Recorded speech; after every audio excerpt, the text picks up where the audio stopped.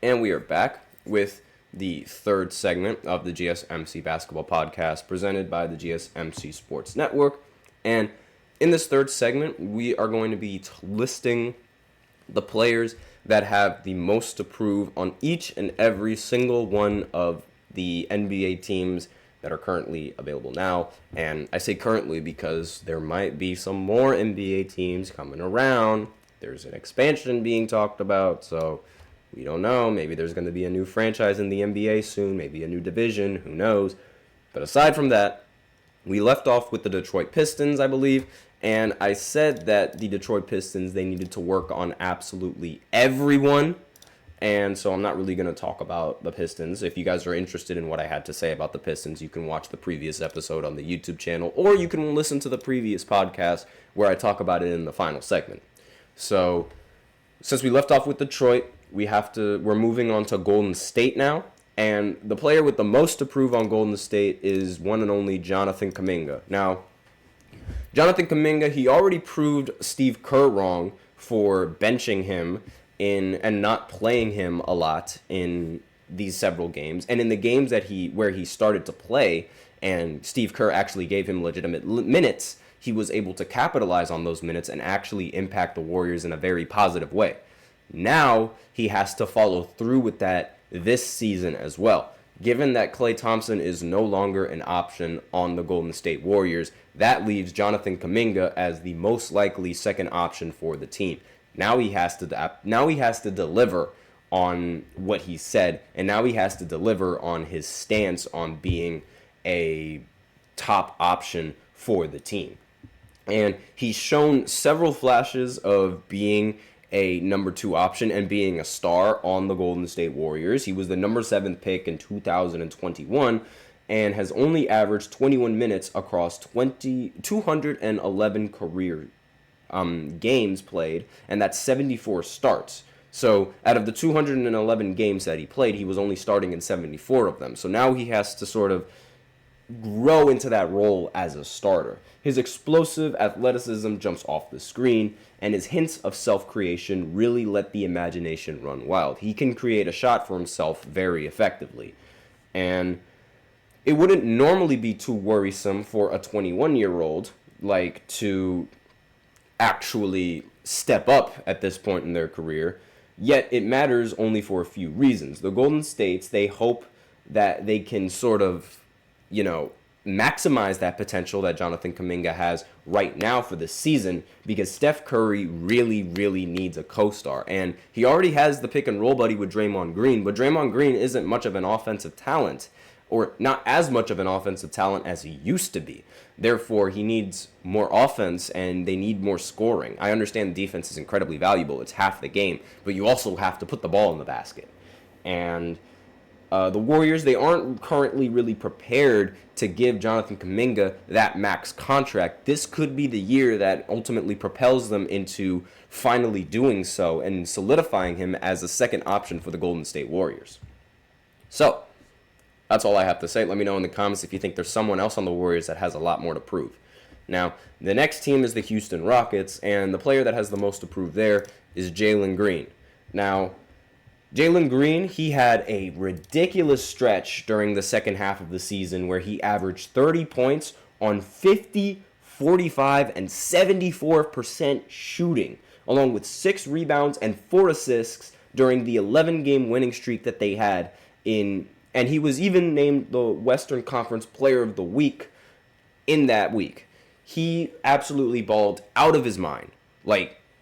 Before that stretch of games, I literally just thought that he was an inefficient shot chucker. But with that performance, he could legitimately be the team's best scorer. Not saying he could be the number 1 option, but he could be the team's best scorer.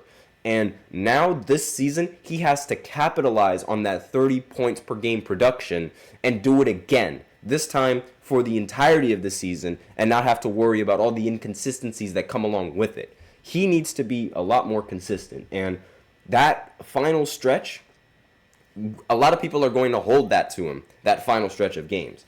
And they've been hoping to see that he was a number 2 pick in 2021, and they were hoping that he would play somewhere near this, and he finally did. And it's obviously, this is going to bring up a lot of confusion around the Houston Rockets with who's going to be our number 1 option, Sengun or Jalen Green? Who are we going to build around? It is going to bring up a lot of questions like that. But he is clearly capable of delivering on a lot of important shots, and he was unreal. There were times where he was shooting a 3 and he would just look back. He would just walk back on defense yeah, that's going in. It was insane the way that he was playing. And for a scoring specialist, however, his career, he's averaged 42% from the field, 33% from 3, and 79% from the free throw line. So not all that efficient, but towards the final stretch, he was very, very efficient. And he needs to sort of maintain that efficiency and maintain that rhythm throughout a lot of this Houston Rockets season. And there could be a chance that they make the postseason if he does that. So definitely he does have a lot to prove to a lot of the fans that he's not just an inefficient shot chucker, and he can be a good option for the team. Next player on this list is for the Pacers, and it's Benedict Mathurin. So the Pacers, they used the 2023 and 2024 season as a springboard, and their second-year swingman Benedict Mathurin failed to do the same, failed to keep up with the Pacers, despite showing a few improvements, like upping his shooting rates and his assist rates while trimming down his turnovers. He sort of lost his starting spot and wound up averaging fewer minutes than he had in his rookie campaign. So a right shoulder injury sidelined him for a very long time in March, meaning that he was simply a spectator during the run in the Eastern Conference Finals. And the Pacers also seemingly found better fits in the starting lineup with Andrew Nembhard and Aaron Naismith. So Mathurin, being the number 6 pick in the 2022 draft, is still only 22 years old, and the team is relatively young. So now he has to sort of find his footing on the team and prove to everybody that he actually belongs in the roster and in the rotation and on this fast-paced offensive team. Because that injury, we're going to have to see exactly whether or not he's going to come back stronger or he's going to come back worse than after that injury. Next player on this list is for the Los Angeles Clippers, and it goes to James Harden. Obviously, everybody knows that James Harden, at least right now, is nowhere near the same player that he was on Houston. That being said, that doesn't mean that there isn't value to James Harden in his game. He's still a very valuable playmaker that the Clippers utilized phenomenally during a couple of stretches, but towards the end of the season the Clippers sort of fell off, and James Harden's play in turn also fell off, especially in the postseason.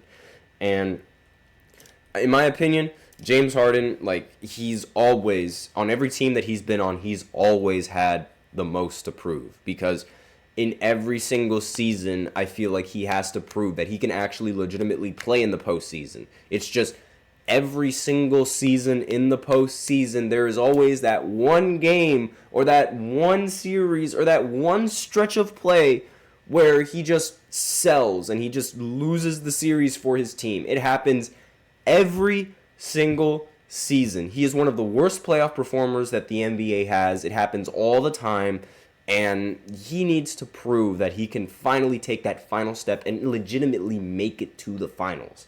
And between the fact that Paul George left the team now means that James Harden is undoubtedly the second option behind Kawhi Leonard. And because it's behind Kawhi Leonard, 9 times out of 10, he's going to have to be the first option for the team because Kawhi Leonard might get injured, especially in the postseason. So he really has to prove himself. He needs to prove himself in that postseason. And he also, maybe he can prove to everyone that he still has the scoring in his veins, that he can still score the basketball very, very well. He is a fraction of the player that he used to be on Houston. And part of that might be because he doesn't have the same explosiveness. Part of that could be he's not as efficient as he was on Houston, and this, that, and the other. Still, he needs to improve, and he needs to step up. Now, he's 35 years old, so it's a possibility that he's simply just, declining. And this season could determine whether or not he's actually on the decline or whether or not he is still good enough to play at a high level, at the high level that we expect James Harden to play. And in my opinion, all has to come from the postseason. Now, before I go into the break, I am going to talk about the other Los Angeles team, and the player with the most to prove is going to be Austin Reeves. I was really, really close to putting D'Angelo Russell on there instead because D'Lo just played horrifically in the postseason, but I decided not to and decided to give it to Austin Reeves because Austin Reeves is most likely going to be the third option for the team. And the issue was the Lakers were kind of banking on a phenomenal season from him. And his stretch run surge during the previous campaign had generated plenty of rising star buzz because a lot of people were expecting Austin Reeves to be a rising star. And his production, 15 points per game, 5 assists on 32 minutes, he looked more like a very solid role player than a star in the making, which, again, is fine in theory, but potentially torpedoes any hopes of title dreams becoming a reality. So basically what the article is saying is that he needs to sort of step up and be that third option, that undoubted third option on the team, and actually show off some star power in order for the Lakers to legitimately compete. And the Lakers, they were pretty mid this season, and by pretty mid, I mean they were like rather mediocre, and it's like a majority of the reason was because the rest of the roster just couldn't really keep up with LeBron and Anthony Davis. I'm sorry to say this, but that roster was incredibly weak. And D'Lo, yes, he could keep up with the scoring and things like that, but once the playoffs came, he was nowhere to be found. Austin Reeves needs to be that third option and that consistent third option that the Lakers need. And with that being said, I'm going to end off the third segment right there, but I will continue on with this list into the fourth segment, so I'll just go into a short break for the ads. Be sure to stay tuned for that. I'll be right back.